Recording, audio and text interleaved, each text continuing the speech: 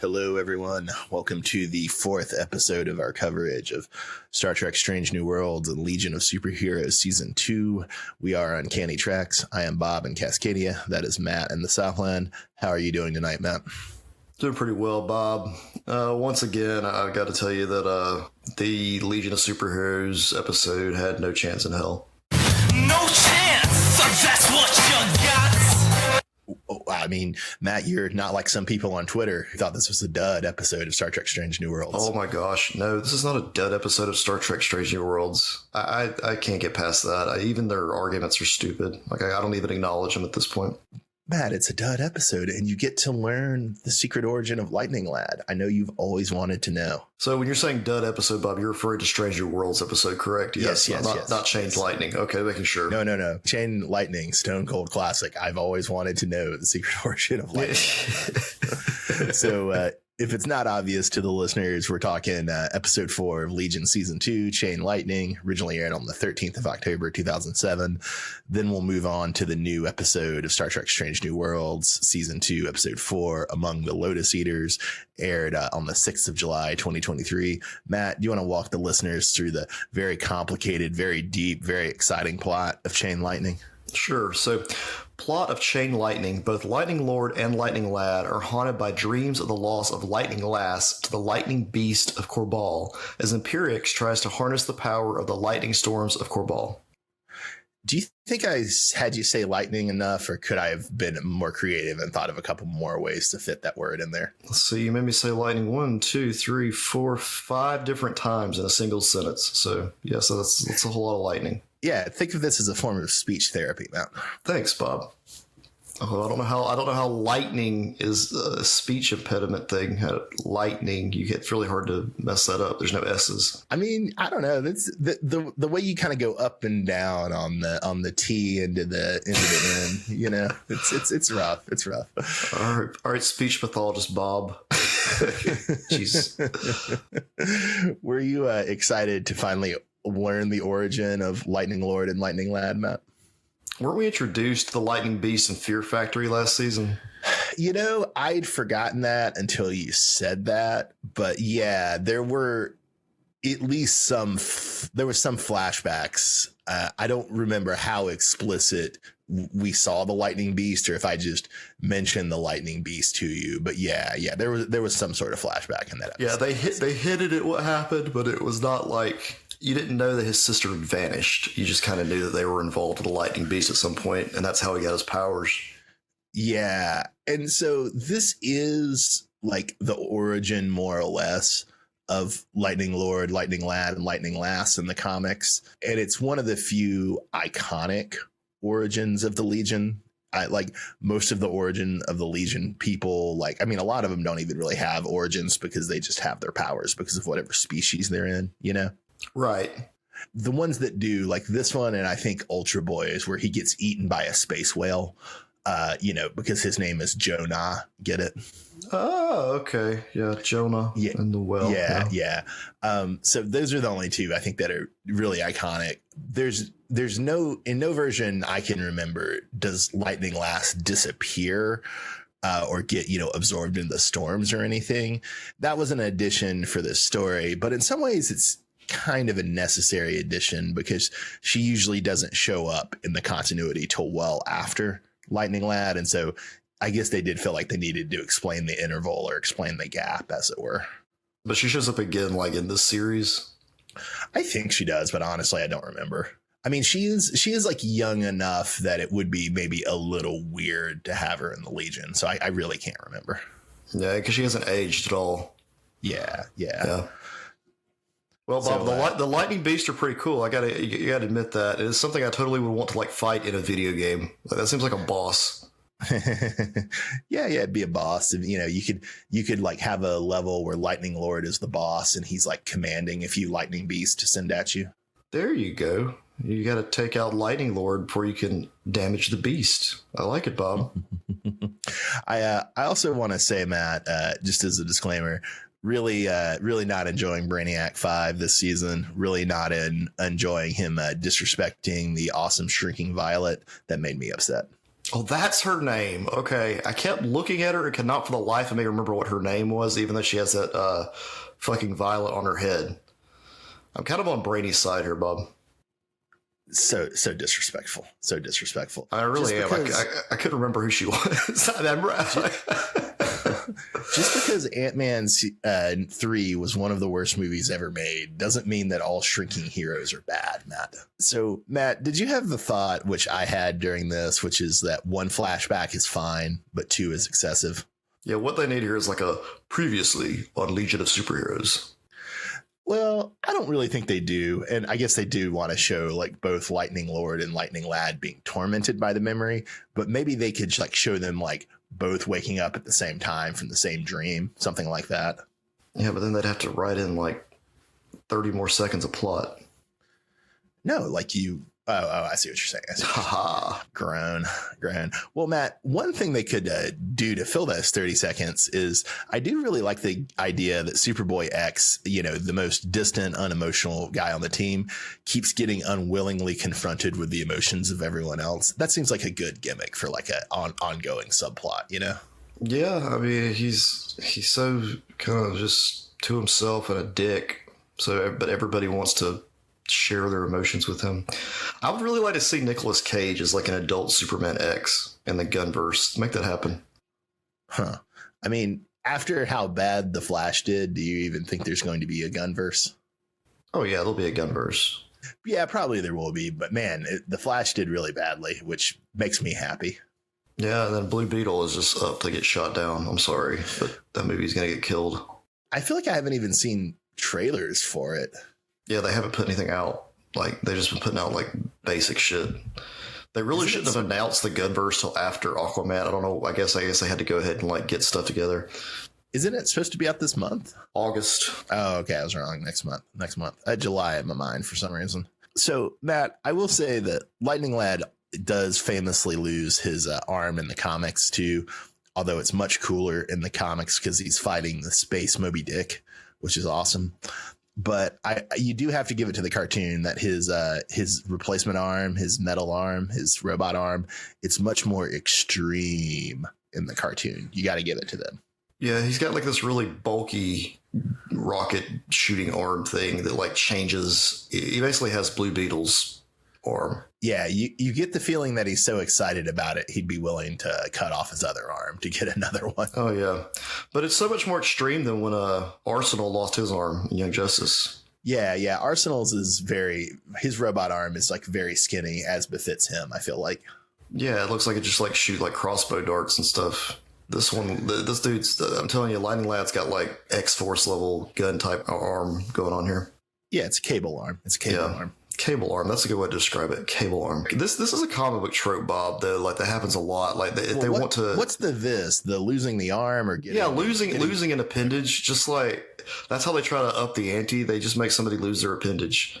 Batman's recently lost his hand. Alfred lost his hand at one point. One of the Ninja Turtles lost their hand. I can't remember. I think it was Leonardo. But I'm just going to say, Matt, you got to give it to Lightning Lad and the Legion because he lost his arm in the 60s. That's true. So it dates back to him. Wow. Yeah. He was the original. So Matt, is it just me or is Imperiex a whole lot quippier this week? He does seem way more quippier this week. I did not recognize the voice actor though. There was like a slight familiarity, but I didn't know who that was. It's the guy's name is Phil Morris. It's the guy who was Jackie Childs on Seinfeld. Is the voice of Imperiex. He's the Johnny Cochran stand-in. If you don't. Oh yeah, that guy. Yeah. Okay, Jackie. Yeah, he's in like a commercial for Doritos or something now. Oh, I'm sure. Funny to realize he was the voice of Imperiex, and also just kind of funny to have that kind of shift to a much more quippy Imperiex. Yeah. Who was your favorite non-Superboy Legionnaire of the week? Just got to give it to this extreme Lightning Lad, Bob, and his brand new gun arm. Can I make a suggestion, Matt? Sure. what if instead of saying Lightning Lad, what if we say Lightning Lad's robot arm? Yeah, we could do that. I give it to his arm. That's a little more interesting than Lightning Lad. Yeah, no, clearly that's the most interesting part about him. It's the only part Saturn Girl likes too. All right, so for my favorite non-Superboy Legionnaire of the week, I'm gonna defy Matt and Brainiac. I'm gonna go with Shrinking Violet. All right, vaguely remember her in the episode. Yes, she was there. All right, so let's talk about the Strange New Worlds plot, Bob. Strange New Worlds among the Lotus Eater. Lotus Eaters, yes. Among the Lotus Eaters, yes. The Enterprise returns to Rigel 7, the planet where they had a disastrous away mission right before the very first Star Trek episode, and the away team and crew were both afflicted by memory loss caused by the planet's radiation. So, Matt, what do you think about Captain Pike's breakup game with Captain Battelle? I mean, she had just given him a present. He cooked her dinner. You know, that was a good setup there. She knows that her career's taking a blow because she gets the call from the Admiral, but she still wants to continue being with Pike. But then Pike turns it around and is like, no, it's me. I'm the reason you can't grow in your career. You need to dump me. Like, he's trying to, like, put the blame on himself, even though I don't know. He really just doesn't want the responsibility. Oh, I mean, in fairness, it does seem pretty obvious that it actually is because of him that she's not. Oh, yeah, it's very obvious it's because of him. Yeah, I mean, you can't, but it's just he doesn't want the responsibility of being in a relationship. He doesn't want the responsibility of like making her not able to grow as a kid to a Commodore. I thought his breakup game was really smooth. He made himself look like the good guy. He made it difficult for her to articulate any problem with him. And, she leaves on the one hand, knowing that he's a good guy, on the other hand, really furious at him, which I don't know. I admired Pike's breakup game. I thought it was good. I thought it was really good. It's pretty good, but she's just, I don't know about this whole relationship with this character, Bob. I don't know if it's going to last. I feel like something's going to happen to her. I mean, it is sort of interesting. It's like almost like in this episode, they're working overtime to explain the fact that we didn't really see anything. We didn't see evidence of any relationship other than like they're friends with benefits before this. Right. Which I don't know. I mean, I guess it's kind of interesting to see this as like a model of like, oh, two super busy professionals. This is how they date. But I don't know. It wasn't him continuing to date her after she prosecutes number one.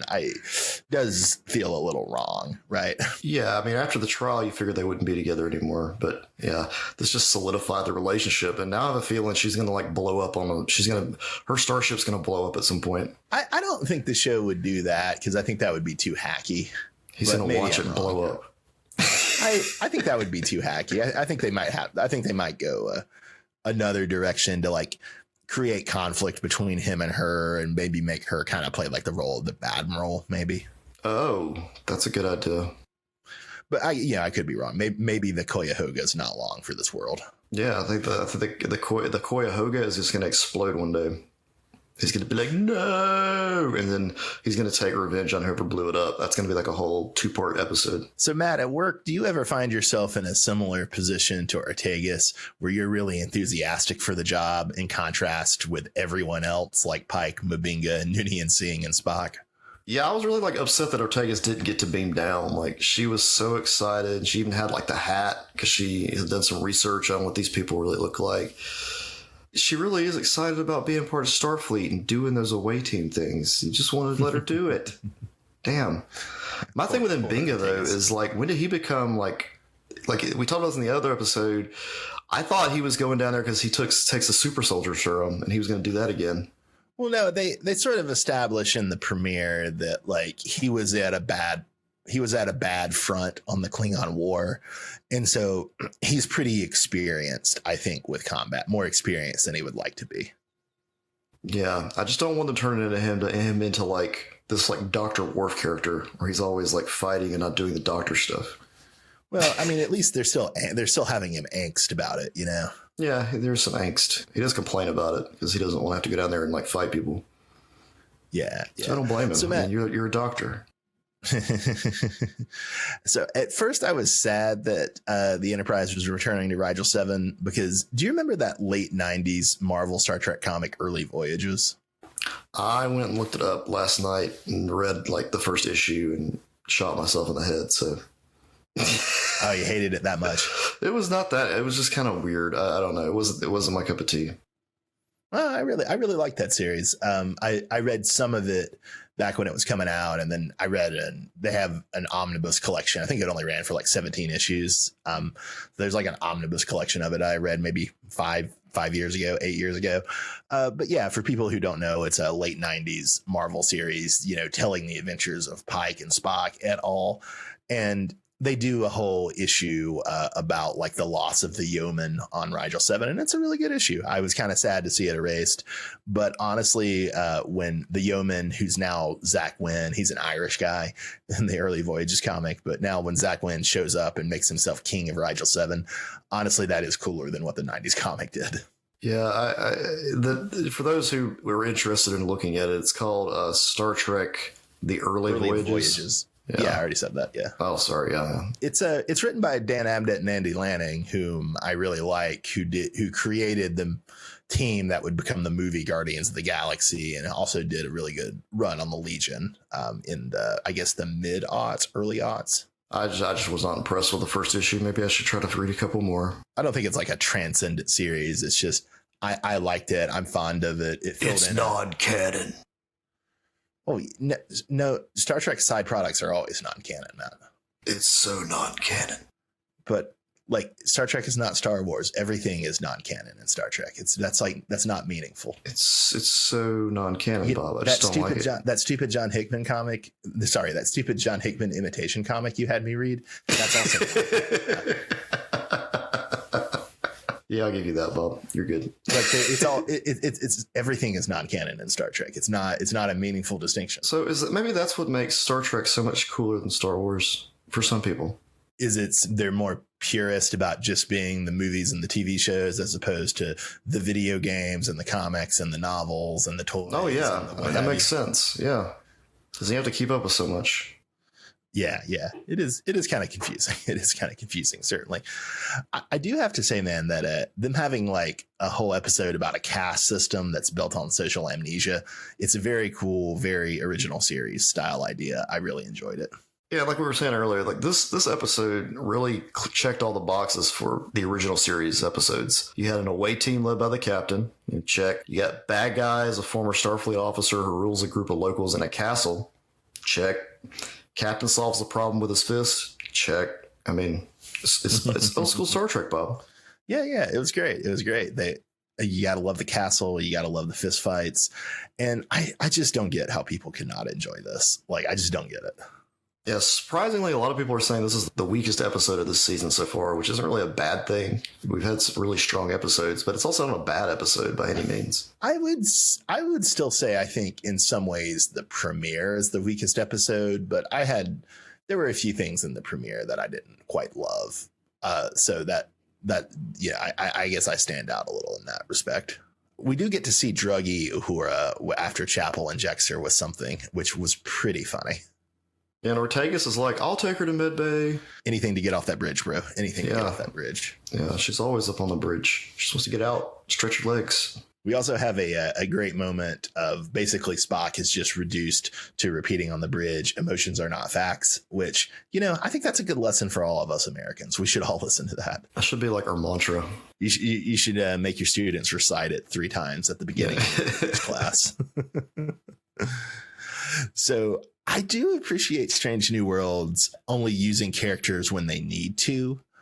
But I do have to say, I like this episode very well as is. And I get that they maybe didn't feel like they had room for more stuff. But it would have been really interesting to see how Pelia dealt with the loss of all of her, centuries, if not millennia of memories. That would have been interesting.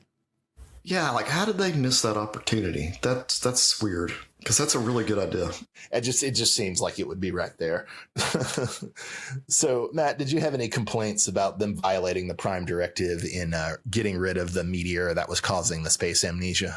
I mean, whatever. It just fit in more with the original series style of things, the way they do it. So, I mean, this is one of those where it's like, I don't really think I support the Prime Directive, but even if I did, it seems obvious to me that this doesn't fall under the Prime Directive. It's something that you can remove easily. That is, in no sense could be argued to be like the natural course of their development, right? They moved the meteor out of the way, or the asteroid or whatever it was. They moved the giant rock that was causing everybody to have amnesia if the people on the planet aren't able to observe them moving it, then I guess it doesn't really impact the Prime Directive. And especially since Wynn already, went and set up a Starfleet dictatorship in the they've already screwed up like royally. So, so Matt, to return to where we began, you were sad where Pike and Batel reunited. Yeah, I mean, I was annoyed, but I guess Pike does need a love interest. I mean, you just got to have somebody. And I guess in fairness,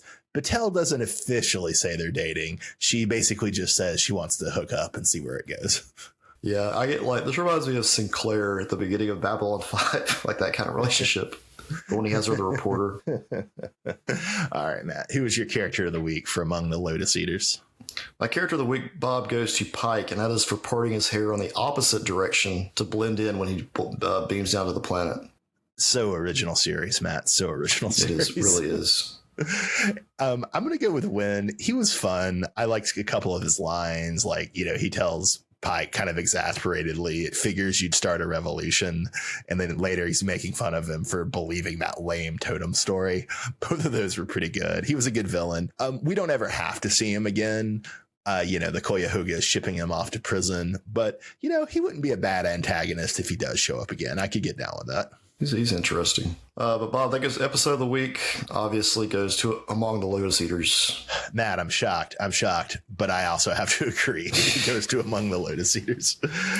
All right, everybody. We hope you enjoyed this episode of Legion of Superheroes versus Star Trek Strange New Worlds. We'll be back hopefully next week with episode 5. We are a part of Uncanny Treks. I am Bob in Cascadia. That is Matt in the Southland. Have a great night, everybody. Thanks for listening.